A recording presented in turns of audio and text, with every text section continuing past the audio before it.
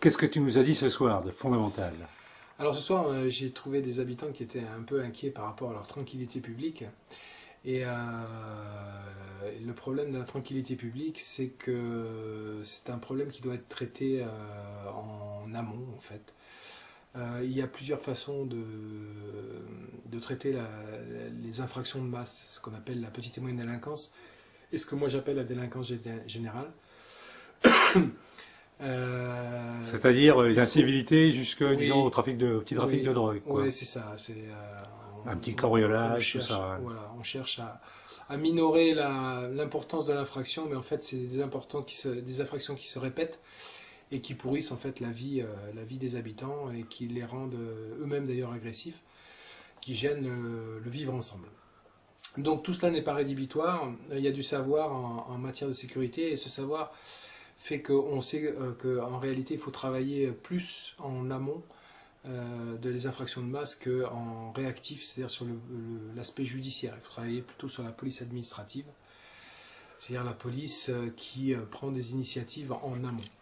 Il faut également que le citoyen se réapproprie, que le citoyen, quand l'on a écarté de la problématique de sécurité depuis plus d'un demi-siècle maintenant, il faut se réapproprie sa propre sécurité, qu'il devienne un militant de sa propre sécurité, sans s'exposer évidemment, mais il y a tout un tas de façons de se réapproprier sa sécurité.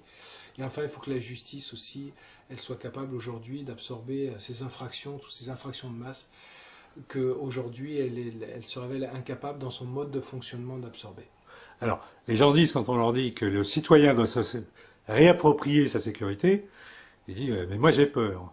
Oui, évidemment, c'est normal, mais il y a plusieurs façons. Encore une fois, il ne s'agit pas de s'exposer, il s'agit d'intervenir auprès des autorités, c'est déjà le premier élément, d'intervenir au travers du tissu associatif, d'engager des actions très concrètes au travers de la sécurité, de connaître les modus operandi, de ne pas exposer inutilement un certain nombre de ses biens.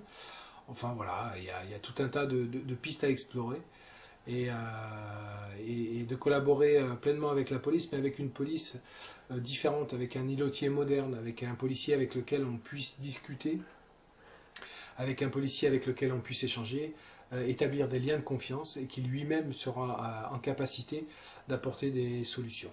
Alors, cet îlotier moderne qui à la fois bon, patrouille, se renseigne, bavarde avec les gens, éventuellement règle des petits conflits.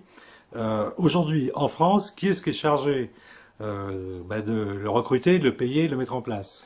Le problème, il est là, c'est que la police étatique, depuis 2007, a absolument renoncé à la gestion de la police administrative.